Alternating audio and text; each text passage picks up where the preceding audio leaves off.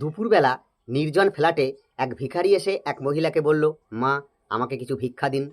ওই মহিলা তখন বাটিতে করে অল্প চাল এনে তাকে নিয়ে যেতে বলল। তখন ওই ভিখারি বলল, না মা, আমি আপনার ওই ফ্ল্যাটে প্রবেশ করব না, আপনি ফ্ল্যাটের বাইরে এসে আমাকে ভিক্ষা দিন। তো ওই মহিলা যখনই ফ্ল্যাটের বাইরে এসেছে ভিক্ষা দেওয়ার জন্য, ওই লোক তখনই খপ করে তার হাত ধরেছে। হাত ধরে বলছে, আমি ভিখারি নই, আমি লঙ্কাপতি রাবণ, তোমাকে হরণ করতে এসেছি। এ কথা শুনে ওই মেয়েটি বলল, আমি জনক নন্দিনী সীতা নই, আমি কাজের মেয়ে বিজলি।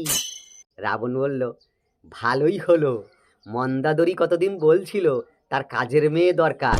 আসলে আজকাল তার অনেক বয়স হয়েছে তো, কাজকর্ম ঠিক মতো করতে পারে না, তোমাকে নিয়ে গেলে আমার ভালোই হবে।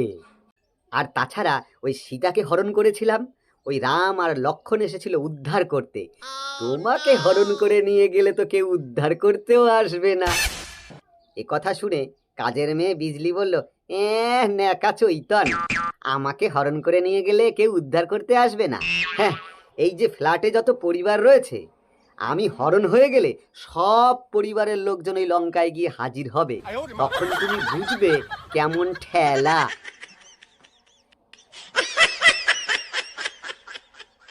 এক ব্যক্তি প্রতিদিন প্রচুর নেশা করে বাড়ি ফেরে, গলা পর্যন্ত গিলবে আর গভীর রাতে বাড়ি ফিরবে, এটা তার প্রত্যেক দিনের রুটিন। তো একদিন সে তার বাড়িতে ফিরে ফ্ল্যাটের মধ্যে উকি দিয়েই দেখতে পেল কম্বলের নিচে 4টে পা। এই দেখে তো তার মাথায় রক্ত উঠে গেল। সে তখন আস্তে আস্তে গিয়ে বাইরে থেকে ওই দারোয়ানের কাছ থেকে লাঠিটা এনে আচ্ছা করে ওই দুজনকে পিটিয়েছে। অনেকক্ষণ ধরে পিটিয়েছে। প্রচুর পিটিয়ে যখন সে হাঁপিয়ে গেছে, তখন সে তার ড্রয়িং রুমে এসেছে তৃষ্ণা মিটাবার জন্য। সেখানে এসে দেখে তার বউ তার জন্য খাবার নিয়ে বসে আছে। এই দৃশ্য দেখে তো তার চোখ কপালে উঠে গেল। হ্যাঁ, মনে মনে ভাবতে লাগলো, বউ এখানে আমার জন্য খাবার নিয়ে অপেক্ষা করছে, তাহলে আমি ওই বেডরুমে পেটালাম কাকে?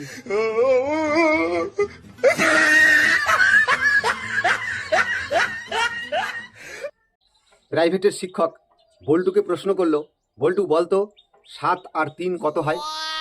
বল্টু একটু সময় ভেবে উত্তর দিল, স্যার 7 আর 3 11 হয়। শিক্ষক ধমক দিয়ে বলল, হারামজাদা, 7 আর 3 11 হয়, 7 আর 3 হয় 10। এই উত্তর শুনে বল্টু কিন্তু তেলে বেগুনে রেগে গেল। রেগে গিয়ে বলল, স্যার, আপনার কাছে আজকে থেকে আমি আর প্রাইভেট পড়ব না। শিক্ষক বলল, কেন কেন প্রাইভেট পড়বি না? বলল, স্যার দেখেন, আপনার নিজের জবানের ঠিক নাই। আপনি এর আগের দিন বললেন 6 আর 4 10 হয়, তার খানিকক্ষণ পরেই আবার আপনিই বললেন 5 আর 5 10 হয়, আবার আজকে বলছেন 7 আর 3 10 হয়। অর্থাৎ আপনার নিজের জবানের ঠিক নাই, আপনার কাছে আমি আর পড়ব না। এই বলে বল্টু বই খাতা মাস্টারমশাই মুখের উপর ছুঁড়ে দিয়ে গজগজ গজগজ করে ওই ঘর থেকে বেরিয়ে গেল।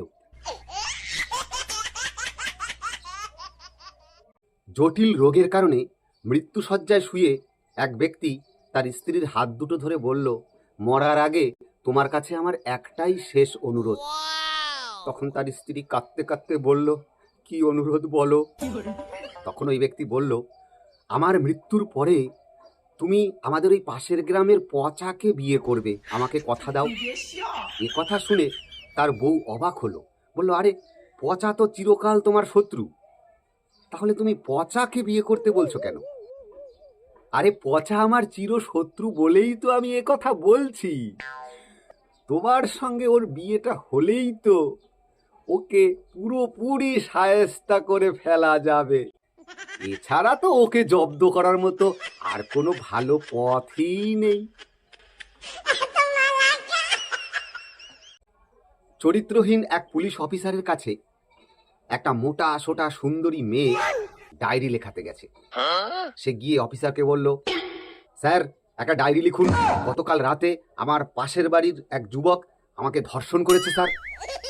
কথা শুনে ওই পুলিশ অফিসার বলল, ডায়েরি তো লিখবো মিস, কিন্তু তার আগে একটা কথা আমার জানতে ইচ্ছে হচ্ছে, আপনি এত লম্বা চওড়া মোটা সোটা, তো একটা মানুষ আপনাকে কি করে ধর্ষণ করে? আপনি কি তাকে বাধা দেননি? এ কথা শুনে মেয়েটি বলল, স্যার, বাধা তো আমি দিলে দিতেই পারতাম। আসলে কি, গতকাল রাতে না আমি 2 হাতে মেহেন্দি পড়েছিলাম স্যার, এজন্য আর বাধা দিতে পারিনি। এই কথা শুনে চরিত্রহীন পুলিশ অফিসার বললেন, উন্মেষ, একটা কথা বলি কি, আপনি এরপরে আবার কবে মেহেন্দি পরবেন?